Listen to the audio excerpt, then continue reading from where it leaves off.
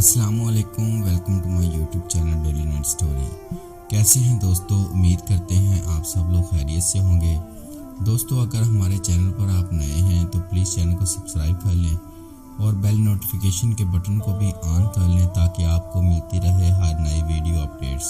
आपके बेटे अब्दुल रज़ाक फरमाते हैं कि आप एक दफ़ा हज को चले, खिदमतगारों का गिरोह साथ था। रास्ते में एक आबादी के करीब शाम हुई तो खद्दाम को फरमाया, इस बस्ती में सबसे मुफलिस और नदार शख्स तलाश करो। तलाश के बाद उन्होंने एक घर की निशानदही। सैयद अब्दुल कादिर जिलानी रहमतुल्लाह ताला अलैह आप वहां गए। घर में एक बूढ़ा, कमजोर, बीमार, एक बूढ़ी और एक उनका बच्चा था। आपने कहा, हम आपके साथ ठहरना चाहते हैं। मालिक मकान ने उदास नजरों से देखा। इसके दिल में उनकी इज्जत थी मगर उसके पास कुछ न था। उसकी उदासी देखकर कहने लगे, भाई अगर तुम नहीं चाहते तो हम कहीं और चले जाते हैं। बूढ़ा रोने लगा कि आपका आना मेरी खुशबख्ती है मगर घर में एक टुकड़ा भी नहीं। आपने कहा, तुम्हारा एहसास ही काफ़ी है और सबको आज रात यहाँ ठहरने के लिए हुक्म दे दिया। दूसरे दिन बस्ती के मशाइख और उमरा को मालूम हुआ तो दस्त बस्ता हाजिर हो गए और कहा, या शेख आप हमारे यहाँ ठहरे, यह ठहरने की जगह नहीं। शेख ने उमरा की दावत कबूल ना की और मालिक मकान का दिल ना तोड़ा बल्कि कहा कि मेरे लिए ये मुनासिब तरीन जगह है। बिल आखिर उस इलाके के लोगों ने अपनी तमाम नजरें इस मकान पर जमा करना शुरू कर दी। शेख ने फरमाया, इस माल से मैं या मेरे साथियों को कोई ताल्लुक नहीं, ये इस बूढ़े शख्स का है। और वो बूढ़ा रातों रात मालदार बन गया। एक बार आप इसार पर तकरीर फरमा रहे थे, यक लख्त आसमान की तरफ देखा, फिर नजर नीचे की, फिर आसमान की तरफ देखा और कहा, मैं तुमसे ज्यादा नहीं 100 दिनार के लिए कहता हूँ। लोग घरों को भागे, 40,000 दिनार ले आए। आपने सिर्फ 100 दिनार उठा लिए और अपने एक खिदमतगार से कहा, ये ले और शनेजिया की कब्रिस्तान में एक बरबत नवाज है, उसे दे आ और उसे मेरे पास ले आ। वो गया, वहाँ वो बरबत नवाज मिल गया। 100 दिनार दिए और शेख की खिदमत में ले आया। आपने इससे कहा, अब अपना किस्सा सुनाओ। उसने बरबत नवाजी का पेशा इख्तियार करके दौलत कमाने और आखिर इस हालत पर पहुंचने का किस्सा सुनाया और कहा, आज मैं सुबह ही से बेचैन था, एक कब्र से आवाज आई, भाई तुम कहाँ तक मुर्दों को अपना गाना सुनाओगे? अब तुम खुदा के हो जाओ और उसे गाना सुनाओ। ये आवाज सुनकर मेरी हालत गैर हो गई। मैं वहीं सो गया। इलाही क़यामत के दिन के लिए मेरे पास कोई सामान नहीं सवाए इसके कि दिल से उम्मीद मग़फ़िरत रखता हूँ और ज़ुबान से तेरी हम्दो सना करता हूँ। उम्मीद रखने वाले कल तेरी बारगाह में बामुराद होंगे। अगर मैं महरूम रह जाऊँ तो मेरी बदकिस्मती पर सख्त अफसोस है। अगर नेक लोग ही तेरी ख्वाहिश किया करते थे तो गुनाहगार किसके पास जाकर पनाह लेते। मेरा बुढ़ापा क़यामत के दिन तेरी बारगाह में मेरा शफी बनेगा। उम्मीद है कि तू मेरी ज़ईफ़ी पर नज़र करके मुझे दोज़ख से बचा लेगा। और कहने लगा, अभी मैं ये शेर पढ़ ही रहा था कि आपके खिदमतगार ने मुझे दिनार दिए। शेख ने फरमाया, आप तेरा क्या इरादा है बूढ़े? मैंने इरादा ही किया, सब कुछ उसी का है। आपके जरिए मुझे सब कुछ मिल गया। उसने अपना बरबत तोड़ दिया और बुलंद आवाज से कहा, अल्लाह मुझे माफ करे, मैं गाने से ताइब होता हूँ। बूढ़े का ये हाल देखकर उन 40 आदमियों ने भी वो दिनार उसे दे दिए। मजलिस में गिरियाजारी और बेहोशी आ गई। 5 आदमी जान से जाते रहे। शेख का यही वतीरा रहा।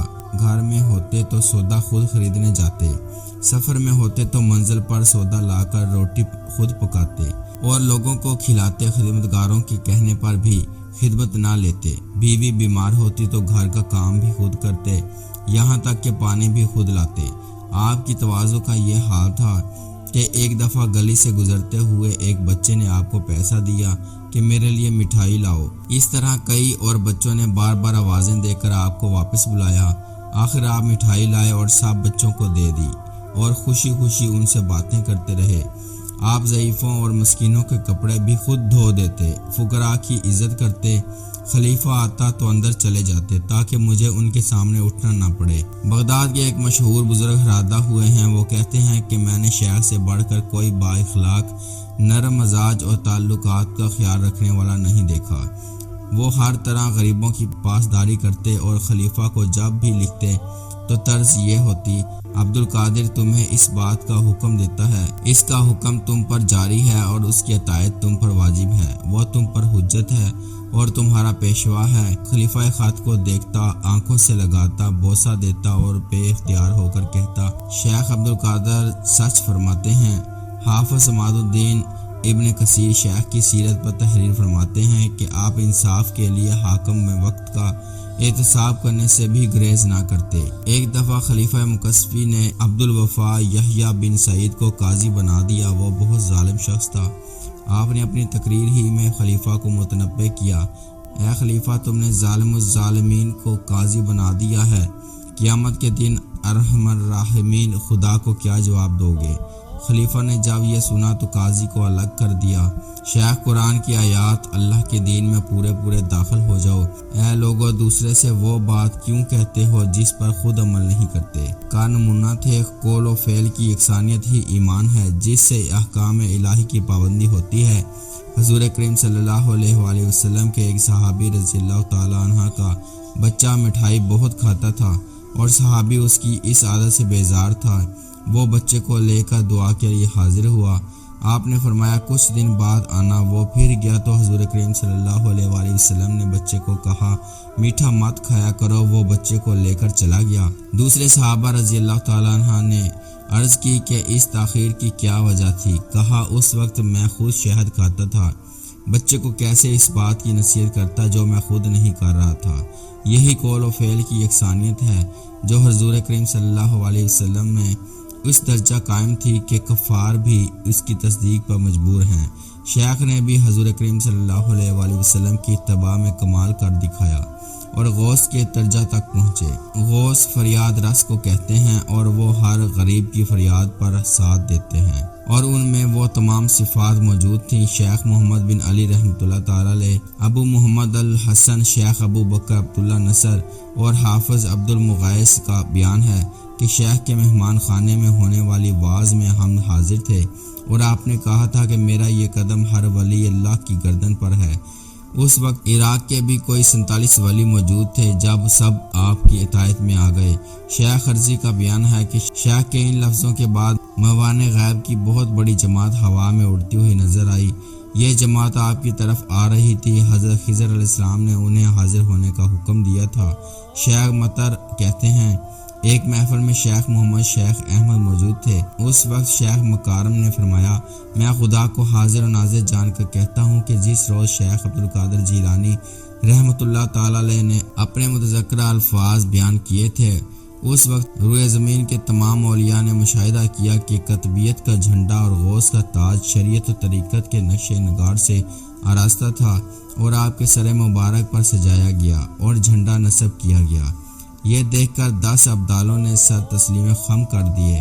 شیخ مطر نے شیخ مکارم سے پوچھا وہ 10 ابدال کون ہیں؟ انہوں نے ان کے اسماء گرامی یہ بتائے، شیخ بقا، شیخ ابو سعید، شیخ ادیب بن مسافر، شیخ موسیٰ، شیخ احمد بن رفاعی، شیخ عبد الرحمن، شیخ ابو محمد، شیخ حیات بن قیس، شیخ ابو مدین مغربی۔ یہ 9 اصحاب ہوئے، 10واں شاید خود بیان کنندہ نہ ہو۔ کہتے ہیں کہ یہ الفاظ شیخ عبد القادر نے جذب کی حالت میں کہے اور بعد کا خیال ہے کہ انہوں نے خدا کے حکم سے یہ کہا۔ شیخ ادیب بن مسافر، شیخ احمد رفاعی، شیخ ابو اسحاق ابراہیم، شیخ علی، شیخ ابو سعید اور شیخ حیات بن قیس سب متفق ہیں کہ شیخ نے یہ بات خدا کے حکم سے کہی تھی اور اس سے ایک فردیت یعنی منفرد شخص مراد ہیں کہ ہر زمانے میں فرد ہوئے، مگر سید عبد القادر جیلانی رحمۃ اللہ تعالی علیہ کو اس کے اظہار کا حکم ہوا۔ جیسے آدم علیہ السلام کو فرشتوں نے سجدہ کیا تھا وہ اللہ کے حکم سے کیا تھا۔ شیخ الاسلام شہاب الدین احمد بن حجر عسقلانی رحمۃ اللہ تعالی علیہ نے فرمایا کہ اس سے سید عبد القادر جیلانی رحمۃ اللہ تعالی کی کرامات کا بکثرت ظاہر ہونا مراد ہے۔ شیخ الاسلام عزیز الدین بن عبد السلام نے کہا ان کا طریقہ تمام اولیاء سے عرفہ و اعلیٰ تھا اور ان کا فرمان اسی دور کے اولیاء کے ساتھ مخصوص ہے۔ حضرت شیخ مجدد الف ثانی بھی اس کی تائید کرتے ہیں۔ ایک واقعہ یہ بھی ہوا کہ کسی دوسرے بزرگ نے یہ لفظ سن کر کہا کہ ان کا قدم میری گردن پر نہیں۔ یہ بات ختم ہو گئی، مگر وقت نے کچھ یوں کروٹ لی کہ اہل دل لرز گئے اور خدا کی پناہ مانگنے لگے۔ وہ بزرگ جس نے سید عبدالقادر جیلانی رحمۃ اللہ تعالی علیہ کی بات کو جھٹلایا تھا، کچھ دنوں بعد اپنے مریدوں کے ہمراہ ایک دیہاتی علاقے سے گزر رہے تھے کہ وہاں ایک عیسائی نوجوان لڑکی مویشی چراتی ہوئی ملی۔ بزرگ دیکھ کر وہاں جم کر کھڑے ہو گئے۔ مریدوں نے توجہ دلائی تو کہنے لگے کہ تم چلے جاؤ، میری منزل آ گئی ہے، اور پھر کھڑے رہے، مگر انہوں نے غصے سے کہا جاؤ، مجھے تنہا چھوڑ دو۔ یہ بزرگ حافظ قرآن اور خوش الحان تھے، شاہی منصب بھی حاصل تھا۔ مرید جب چلے گئے، دوسرے دن ایک مرید پھر آیا اور دیکھا کہ وہ عیسائی لڑکی کے پیچھے خادموں کی طرح پھر رہے ہیں۔ آخر اس نے کہا حضور چلیے، علم کے پیاسے لوگ واز کے لیے انتظار کر رہے ہیں۔ بزرگ نے کہا کون علم کے پیاسے اور کیسا واز؟ میں کسی کو نہیں جانتا، اور لڑکی کی طرف اشارہ کرتے ہوئے کہا میں اس کے سوا کسی کو نہیں جانتا۔ پھر کچھ دن بعد مرید نے دیکھا جنگل میں عیسائی لڑکی کہیں نظر نہیں آ رہی تھی اور بزرگ مویشی چرا رہے تھے۔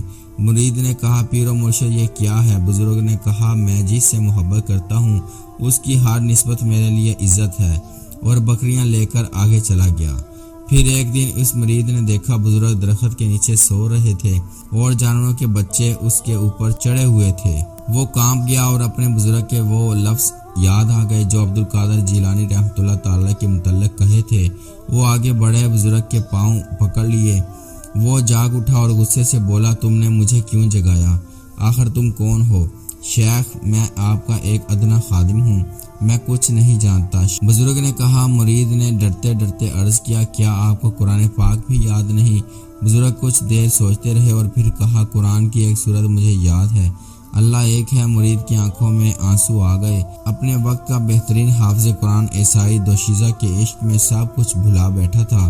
مرید چپ چاپ واپس چلا گیا۔ پھر ہزاروں انسانوں نے دیکھا وہ سید عبدالقادر جیلانی رحمۃ اللہ کے قدموں سے لپٹا ہوا رو رہا تھا۔ حضرت انہیں معاف کر دیں۔ کسے معاف کر دوں؟ آپ نے فرمایا۔ مرید نے وہ واقعہ دہرایا جسے سب بھول چکے تھے۔